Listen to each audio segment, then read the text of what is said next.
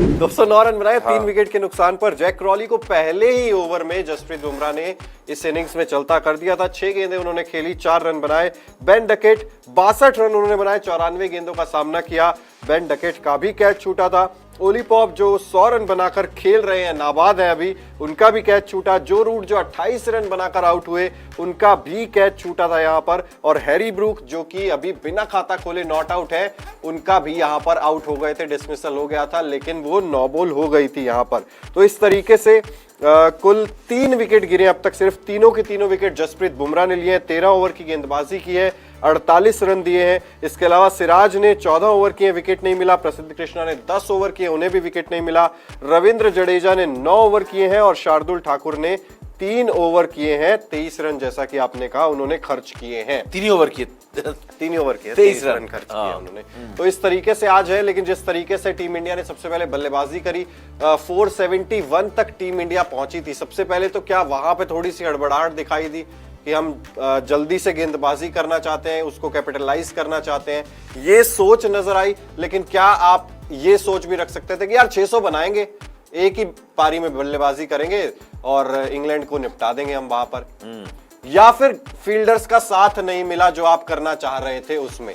आपकी बल्लेबाजी में प्लानिंग सही थी, आपने 471 बिल्कुल अच्छा स्कोर बना दिया, लेकिन जब फील्डर्स इस तरीके से करेंगे, यशस्वी जायसवाल एक कैच छोड़ देते हैं बिल्कुल आसान सा, एक थोड़ा मुश्किल छोड़ देते हैं, रविंद्र जडेजा बहुत आसान कैच छोड़ देते हैं, तो फिर तो ये वो बात हो गई ना कि आपने प्लानिंग तो बहुत अच्छी की थी, लेकिन फील्डर्स ने किए कराए पर सारा पानी फेर दिया। एग्जैक्टली।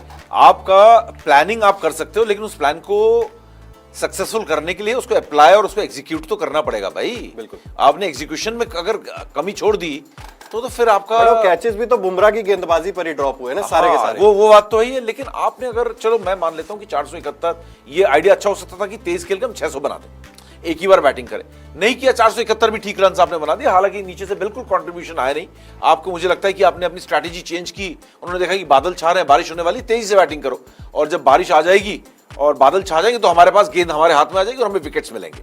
लेकिन अप्लाई भी तो करना है, एग्जीक्यूट भी तो करना है, कैचेस तो पकड़ने हैं भाई इंग्लैंड में। और इंग्लैंड में अगर आप कैचेस नहीं पकड़ोगे, फिर धूप खिल जाएगी तो बैटिंग के लिए फ्रेंडली कंडीशंस हो जाएंगे, और वो हुआ भी। बीच में धूप खिल गई थी, इंग्लैंड ने आराम से बैटिंग की है, और ओली पॉप और बेन डकेट ने तो बहुत मार के खेला यार, बहुत अटैकिंग गेम खेला। ऐसा लग रहा था बीच बीच में T20 या वनडे तो नहीं चल रहा है, फिर मतलब बताना पड़ता था यार T20 और वनडे की तरह तेज खेल रहे हैं। तो ये आपकी दूसरी चीज जो गलती हो गई है, एक तो फील्डिंग में आपने बड़े आपने जो है ना वो ब्लंडर्स किए हैं। उसके बाद आपके बॉलर्स, प्रसिद्ध कृष्णा को आप खिला रहे हो। अब प्रसिद्ध कृष्णा के बारे में मैं देख रहा हूं सोशल मीडिया में, जितने भी फैंस हैं जिनके साथ मेरा इंटरेक्शन हो रहा है, हर कोई कह रहा है प्रसिद्ध कृष्णा को खिलाना गलत था।